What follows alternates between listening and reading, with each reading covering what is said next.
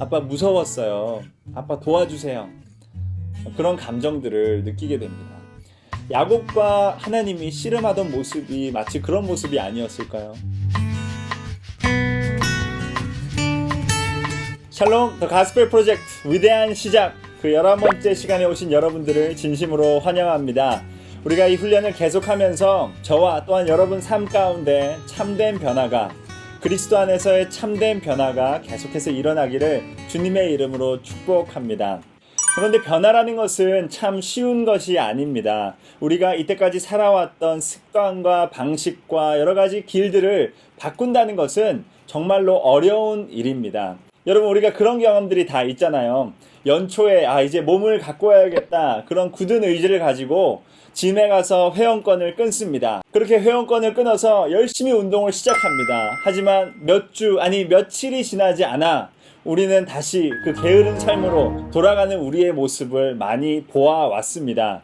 저도 요즘 코로나 바이러스 때문에 운동을 하지 못하니까 먹는 것이라도 건강하게 먹어야 되겠다라는 생각으로 살고 있습니다. 그렇게 변화돼야 되겠다라는 마음으로 하루를 시작하지만 집에 가서 집에 있는 맛있는 라면 또는 과자를 보면 그 굳은 의지가 금방 와르르르 무너져 버립니다.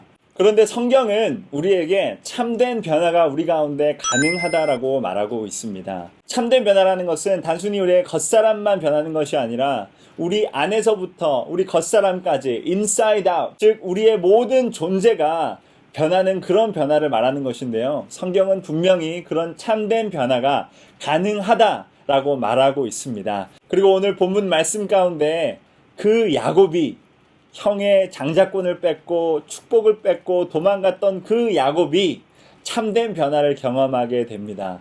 무엇이 그를 변화시켰는지 우리 한번 말씀 속으로 들어가 보도록 하겠습니다.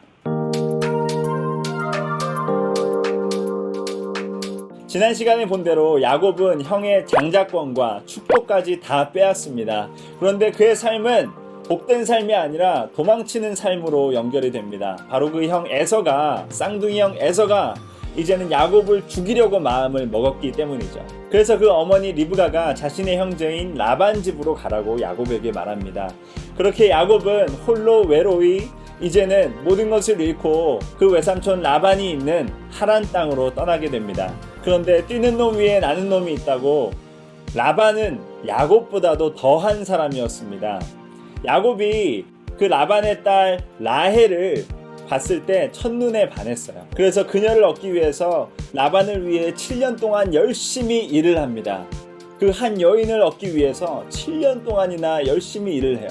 그리고 이제 결혼식을 치르고 첫날 밤을 치렀는데 아침에 일어나 보니까 그 옆에 누워있는 사람이 라헬이 아니라, 자기가 사랑하는 그 라헬이 아니라 라헬의 언니 레아였던 것입니다. 그래서 야곱이 라반을 찾아가서 막 따지죠.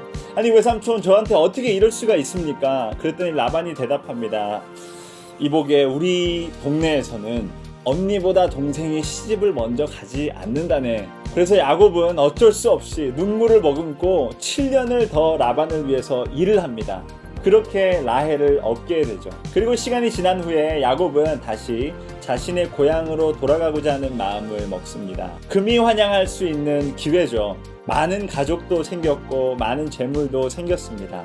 딱 하나만 빼면요, 같은 뱃속에서 나왔지만 자신의 친형이지만 자신을 죽이려 하고 원수가 되어 있는 그 형 에서, 어쨌든 야곱은 이제 마음을 먹고 자기의 재물과 가족들을 챙겨서 고향 땅으로 돌아가기 시작합니다. 그래도 떨리는 마음에 메신저들을 먼저 앞에 보내면서 이렇게 부탁을 합니다. 형 에서에게 먼저 가서 그 형에게 이렇게 말해라. 내가 여러 가지 재물들을 가지고 오니까 그것을 보고 에서 형이시여 은혜를 베푸시옵소서. 그래서 그 메신저들이 먼저 앞서서 나아가는데 그들이 발견한 것은 400명의 장정들과 함께 야곱을 향해 다가오고 있는 에서였습니다. 그래서 그들이 깜짝 놀라서 에서에게 말을 걸어보지도 못하고 다시 야곱에게로 돌아옵니다. 그리고 지금 장정 400명과 함께 에서가 그들을 향해 오고 있다는 것을 알려주죠. 그 말을 들은 야곱은 그 마음이 심히 두렵고 떨려 했다고 성경은 말하고 있습니다. 그리고 나서 다시 한번 야곱은 자신의 잔머리를 굴려서 이런 계획을 세웁니다. 자신의 재물과 가축들을 여러 때로 나누어서 하나하나씩 앞에 보냅니다. 야곱과 그 가족들은 제일 뒤에 서서요. 그리고 그 재물들과 가축들을 몰고 가는 사람들에게 각기 부탁을 합니다. 너희가 혹시 앞으로 가면서 에서를 만나거든 이렇게 말해라. 이것은 우리 주인이신 야곱이 당신 에서를 위해서 준비한 것입니다. 야곱이 바랬던 것은 그것이죠. 어떻게든 에서가 그 재물들을 보고 마음이 녹아서 나중에 야곱을 보았을 때 은혜를 베푸는 것, 용서하는 것. 그래서 야곱은 그 떼들을 먼저 보냅니다. 그리고 야곱과 그의 가족들은 야복강 근처에서 머물고 있었습니다. 밤이 되었을 때 야곱은 그의 가족들을 먼저 야복강을 건너게 합니다. 그런데 야곱 자신은 건너지 않고 강 반대편에 홀로 머물고 있습니다. 왜 그랬을까요?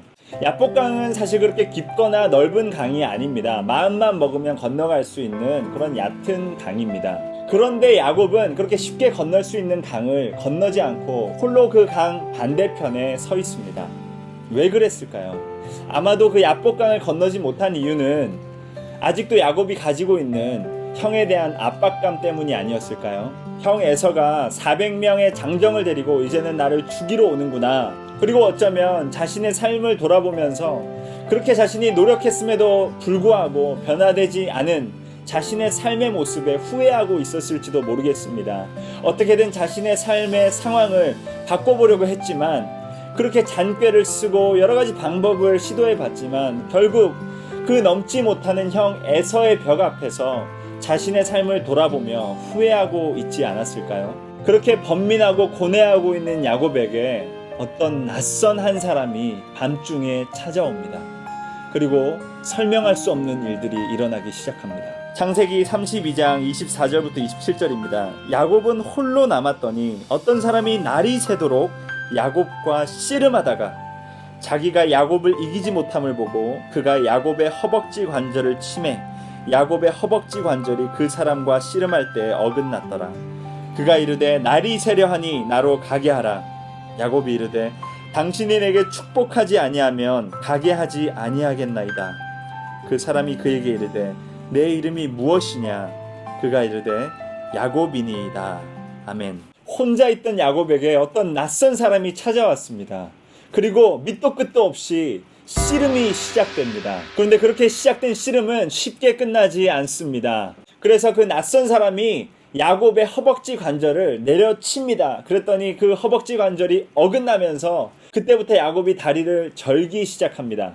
그런데 그럼에도 불구하고 야곱은 그 사람을 놓아주지 않습니다. 여러분, 한국 UFC 선수 중에 김동현 선수를 아세요? 요즘 예능에도 많이 나오고 있죠. 그 김동현 선수의 특징은 마치 매미처럼 상대 선수에게 매달려서 그 상대방이 힘이 빠질 때까지 꽉 매달려 있는 거예요. 김동현 선수의 그 파이팅 스타일을 매미권이라고 합니다. 마치 그 매미권처럼 오늘 야곱은 그 낯선 사람에게 꽉 매달려서 마치 매미처럼 매달려서 그 사람을 놓아주지를 않고 있어요. 그렇게 꽉 매달려 있는 야곱에게 그 낯선 사람이 말합니다. 이제 날이 새려고 하니까 나를 좀 놔줘라. 나를 가게 하라. 야곱이 말합니다. 나를 축복하지 아니하시면 내가 절대 놓지 않겠습니다. 그리고 낯선 사람이 물어봅니다. 너의 이름이 무엇이냐? 그때 야곱은 자신의 이름을 말합니다.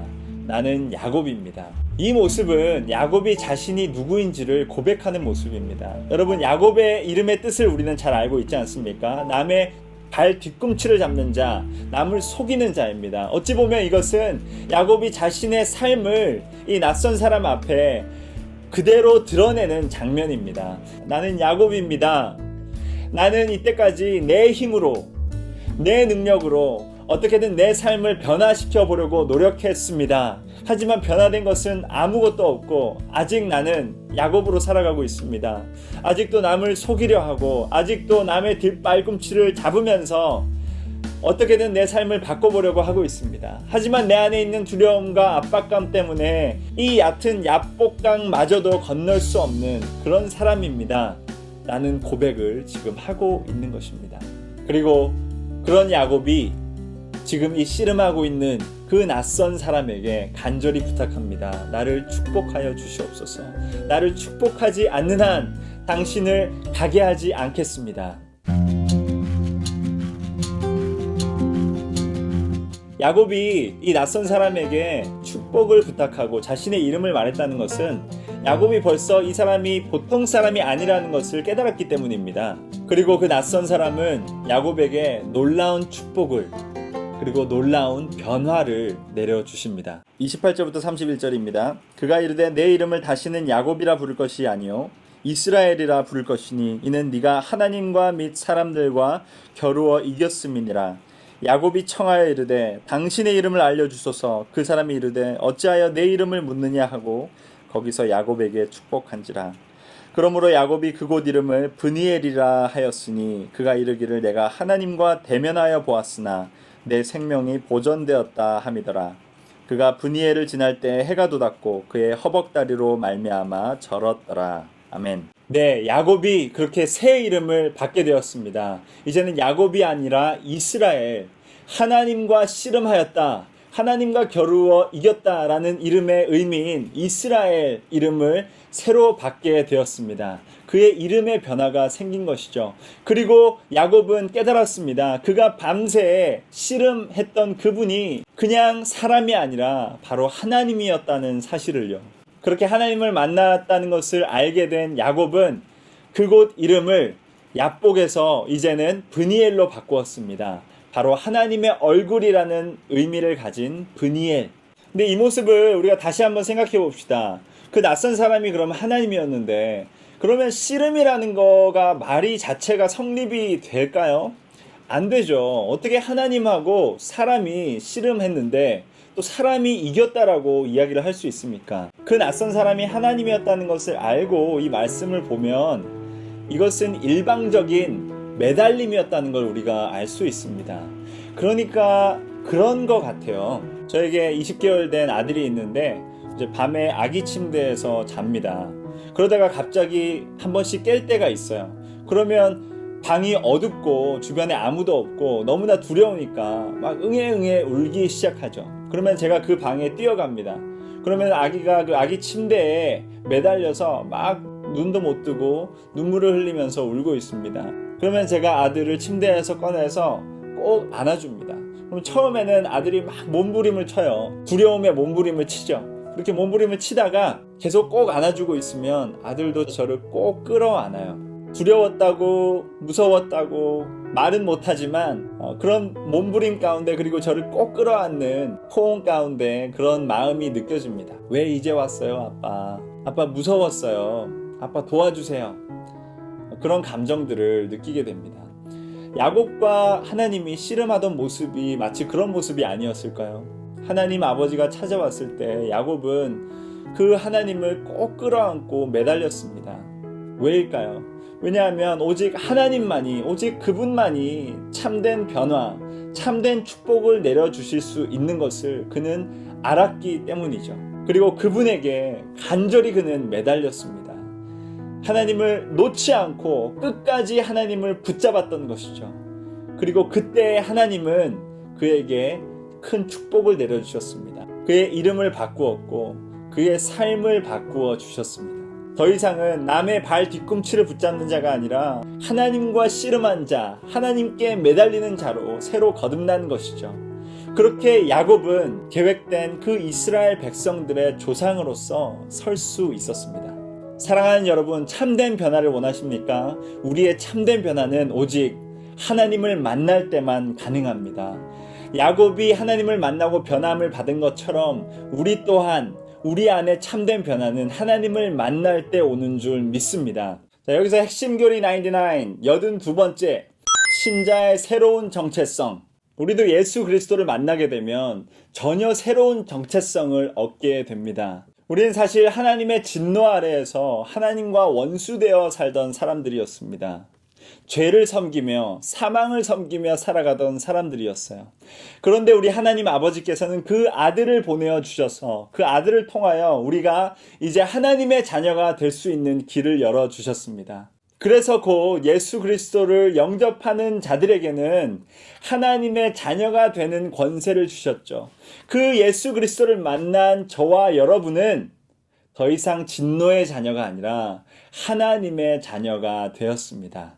그리고 하나님의 자녀가 됨을 통하여서 하나님이 주시는 생명과 영원한 삶을 누리게 된 것입니다. 마치 야곱처럼 이전에는 나의 힘으로 나의 능력으로 내 삶을 꾸려나가려고 했던 사람들이었다면 이제는 우리가 예수 그리스도 안에서 우리 육을 십자가에 못 박고 하나님 아버지의 능력에 의지해서 살아가는 하나님의 참된 자녀가 된 것입니다.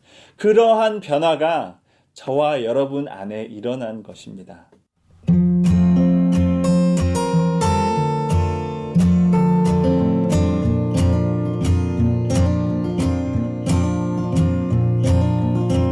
야곱이 밧단 아람에서 돌아오매 하나님이 다시 야곱에게 나타나사 그에게 복을 주시고 하나님이 그에게 이르시되 내 이름이 야곱이지만은 내 이름을 다시는 야곱이라 부르지 않겠고 이스라엘이 내 이름이 되리라 하시고 그가 그의 이름을 이스라엘이라 부르시고 하나님이 그에게 이르시되 나는 전능한 하나님이라 생육하며 번성하라 한 백성과 백성들의 총회가 내게서 나오고 왕들이 내 허리에서 나오리라 내가 아브라함과 이삭에게 준 땅을 내게 주고 내가 내 후손에게도 그 땅을 주리라 하시고 하나님이 그와 말씀하시던 곳에서 그를 떠나 올라가시는지라 야곱이 하나님이 자기와 말씀하시던 곳에 기둥 곧 돌 기둥을 세우고 그 위에 전제물을 붓고 또 그 위에 기름을 붓고 하나님이 자기와 말씀하시던 곳의 이름을 베델이라 불렀더라. 아멘. 시간이 흘러서 나중에 하나님이 다시 한번 야곱에게 찾아오십니다.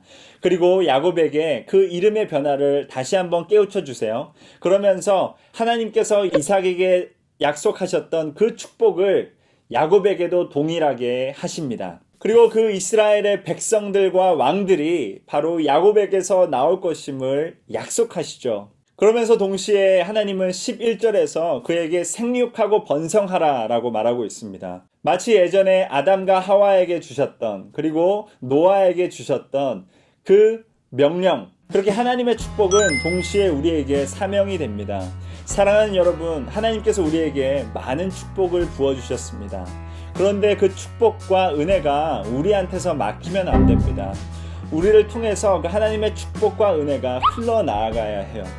만약에 그 축복과 은혜가 우리에게서 막힌다면 우리는 소화불량에 걸려버립니다.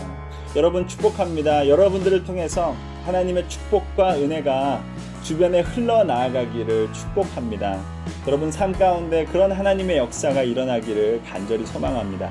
그리고 여러분들을 통해서 여러분들이 만난 그 예수 그리스도가 더욱 알려지고 그 예수 그리스도의 복음이 선포되어지기를 주님의 이름으로 축복합니다. 자, 이제 한번 우리 랩업 해보도록 하겠습니다.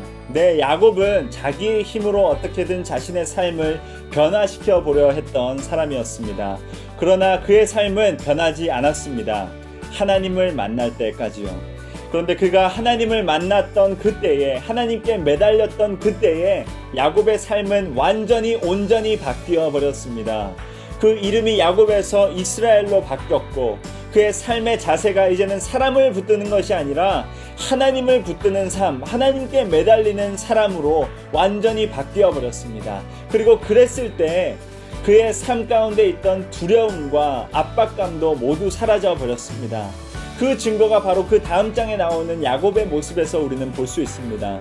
야곱이 에서에게 나아갈 때 그렇게 두려워하던 모습은 이제 사라져버리고 그가 먼저 에서에게 나아가서 에서에게 용서를 구합니다. 그렇게 했을 때 그 형 에서가 야곱을 용서하고 그 형제가 서로 부둥켜 안고 다시 한번 그 형제가 하나 되는 모습을 우리는 그 다음 장에서 볼 수 있습니다.